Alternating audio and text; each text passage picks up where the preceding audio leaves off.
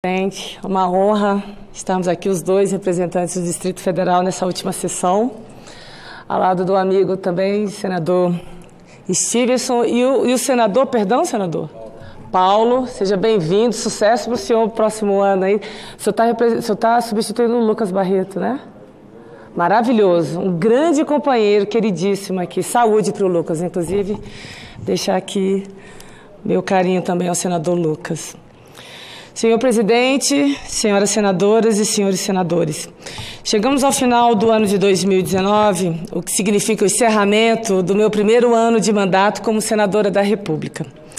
Com bastante humildade e satisfação, venho à tribuna desta casa, nessa última sessão deliberativa, para prestar contas à população do Distrito Federal e do Brasil destes cerca de 10 meses de intenso trabalho aqui nessa casa, no Senado Federal. Nesse período, senhor presidente, apresentei 45 proposições legislativas, sendo 5 propostas de emenda à Constituição, 2 projetos de lei complementar, 33 projetos de lei, 3 projetos de resolução e 2 propostas de fiscalização e controle, versando sobre os mais variados assuntos. Em relação às propostas de emendas constitucionais, buscamos alterações em assuntos de interesse do Distrito Federal e todas as capitais do país ao propor a criação dos fundos das regiões metropolitanas. Tratamos das privatizações ao determinar que o produto da arrecadação da União decorresse da venda de empresas e imóveis públicos deveriam ser destinados aos fundos previdenciários. Ainda em relação à questão previdenciária, apresentamos PEC para vedar a concessão de benefícios previdenciários enquanto estiver vigorando o teto de gastos constitucional. Em atendimento à educação, apresentamos uma PEC, senhor presidente, que traz mecanismos para financiar as instituições federais de ensino, o que pode trazer grande repercussão para o ensino público técnico e universitário do nosso país. E, por fim, dentre as mudanças na Constituição, apresentamos proposta para estabelecer a pluralidade de ideias e a diversidade de opiniões como princípio a serem atendidos pelas emissoras de rádio e televisão na produção e na programação do conteúdo por elas vinculados. Abro parêntese para justificar essa iniciativa pela necessidade de assegurar o amplo debate sobre os grandes temas nos principais veículos de comunicação do país. Algo que, por exemplo, e eu senti isso na pele, não aconteceu na reforma da Previdência, quando tivemos, na grande maioria da mídia, um pensamento único a favor da proposta. Aproveitando o tema da reforma da Previdência, que tive a convicção de votar contrariamente, em virtude dos demasiados prejuízos que causa aos mais pobres e a ausência de medidas contributivas para as camadas mais privilegiadas, encerro esse ano satisfeita com a minha participação nos grandes debates que transcorreram nesta casa. Procurei manter minha coerência em relação aos compromissos assumidos na minha campanha, votando em defesa das camadas mais carentes da sociedade. Busquei também votar favoravelmente a matérias que, a meu juízo, fortaleciam o combate à corrupção, aos abusos e à impunidade. Assim foi com o PL da segunda instância, quando votei favoravelmente, com o projeto de reforma eleitoral, que teve meus votos contrários, e com o pacote anticrime, que votei favorável, dentre tantos outros. Voltando às proposições de minha autoria, há 2 projetos de lei complementar que merecem registro. O primeiro estabelece que, no mínimo, 25% dos recursos da reserva de contingência da Lei Orçamentária Anual sejam destinadas ao atendimento de situações de calamidade pública. O projeto permite que o Fundo Nacional para Calamidades Públicas, Proteção e Defesa Civil, a FUNCAP, possa ser utilizado para o atendimento às pessoas afetadas por desastres e obriga empresas de radiodifusão, inclusive as rádios comunitárias, a transmitir gratuitamente informações de alerta à população sobre os riscos de desastre. O segundo prevê a contabilização dos orçamentos públicos de despesas necessárias à efetiva e correta conservação das estruturas e equipamentos públicos. Também propõe que os entes federados desenvolvam sistemáticas de controle e manutenção de seu patrimônio. Trata-se aqui, senhor presidente, senhores senadores e senadoras, de assegurar e facilitar a manutenção de obras por parte do poder público. Acho que vale lembrar que, infelizmente, o país já assistiu, nos tempos recentes, à queda de pontes e viadutos por falta de manutenção. Como já foi dito, apresentei ainda 33 projetos de lei ordinária sobre os mais variados assuntos.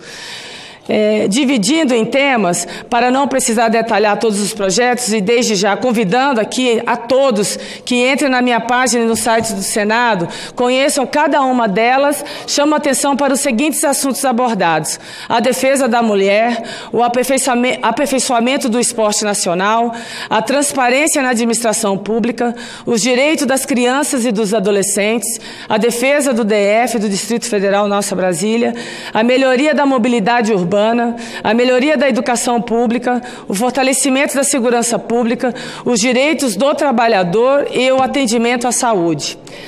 Apesar de entender que todos os 33 projetos são bastante relevantes e merecem a atenção desse Congresso, não poderia deixar de destacar alguns de maior importância.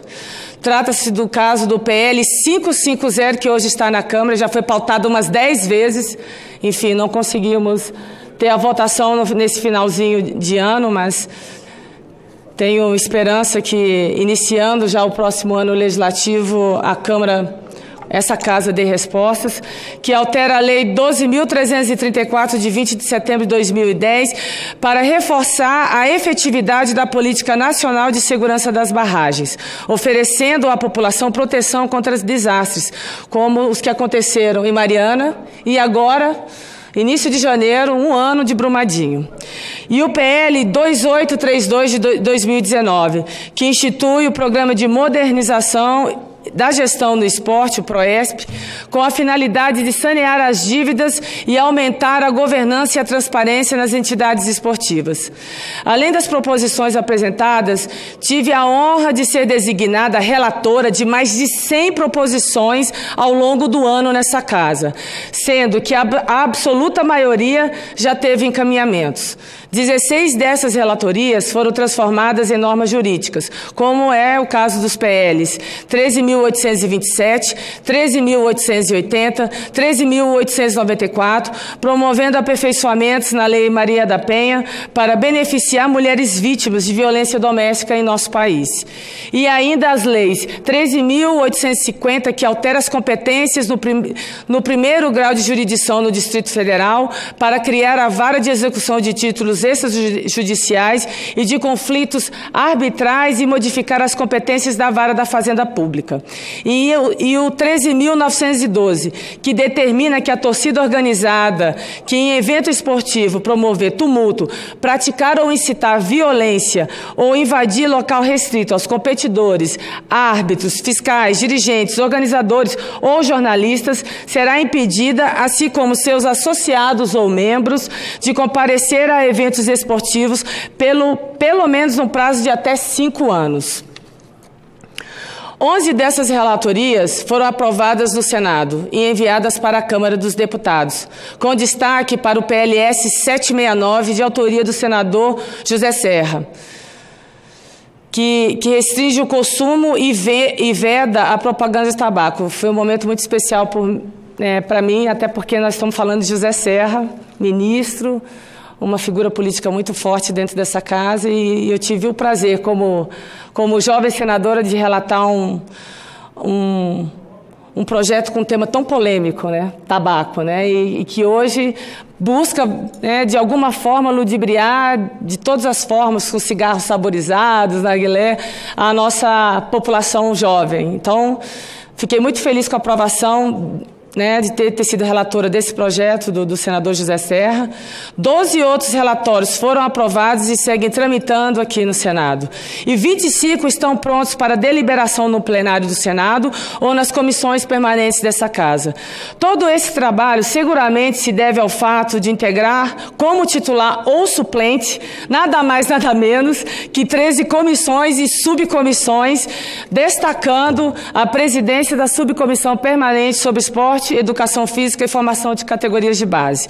Enfim, senhoras senadores, senhoras senadoras, consciente da eterna necessidade de seguir melhorando, o que pretendo fazer em 2020, busquei no meu primeiro ano de mandato, atuar de forma qualificada e equilibrada no processo legislativo e nos debates dessa Casa, apresentando um número bastante expressivo de proposições, relatando muitos projetos importantes para toda a sociedade e participando de forma permanente e efetiva em todos os debates aqui que foram promovidos dentro dessa Casa no plenário do Senado, com assiduidade, determinação e com comprometimento na defesa intransigente dos interesses de Brasília e do Brasil.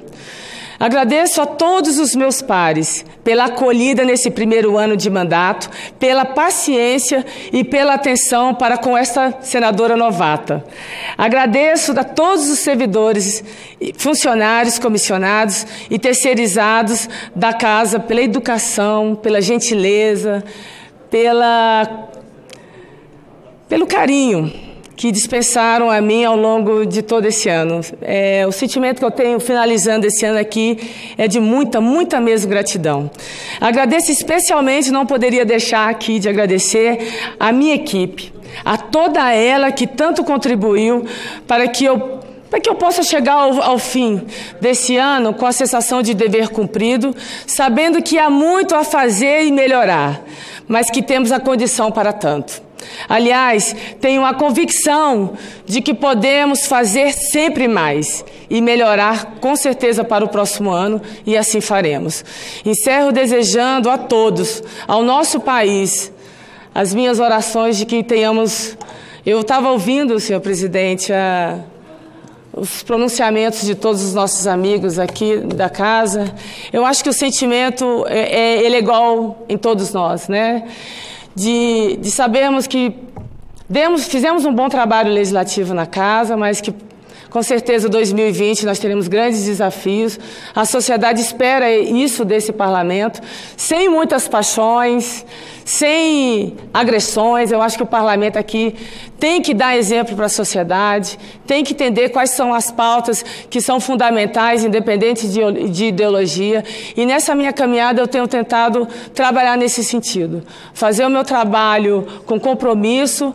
Sou uma pessoa emotiva, tentando ser o menos apaixonada, porque política, já me disseram desde que eu cheguei nessa Casa, Leila, política não se faz nem com fígado, e use menos o coração e mais a cabeça.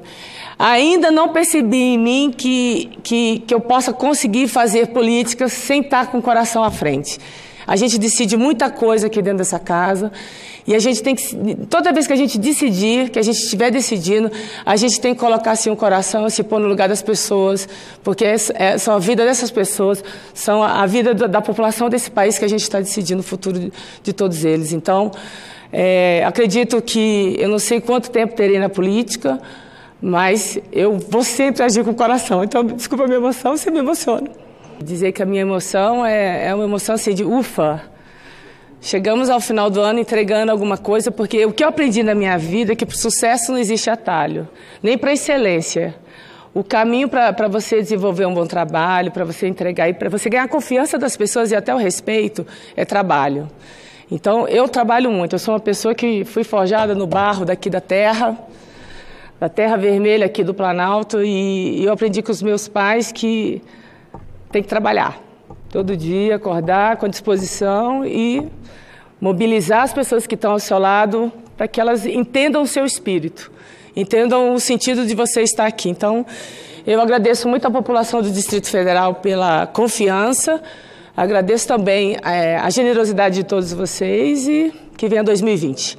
Tá? Feliz Natal para todos vocês e que seja um ano melhor para todos nós aqui, que a gente efetivamente consiga atender cada um, né, nas suas especificidades, nas suas regiões e, acima de tudo, somos Brasil, que a gente precisa dar uma resposta melhor para vários temas, várias pautas, dentre elas a educação, como foi citado aqui, é uma pauta que, para mim, ela é suprapartidária, ela não tem ideologias, ela é importante. O país, os jovens, quem anda nas ruas, o político que anda nas ruas, sabe o que eu estou falando, o número de crianças na rua, mendigando, vendendo coisas, que deveriam estar, né, que tem faixa etária para estar na escola, eles estão na rua, vendendo, pedindo esmola para sobreviver. Então, assim, nós precisamos fazer política, sim, com o coração, com o cérebro, mas, acima de tudo, com o coração, com compaixão, se pondo no lugar dessas pessoas.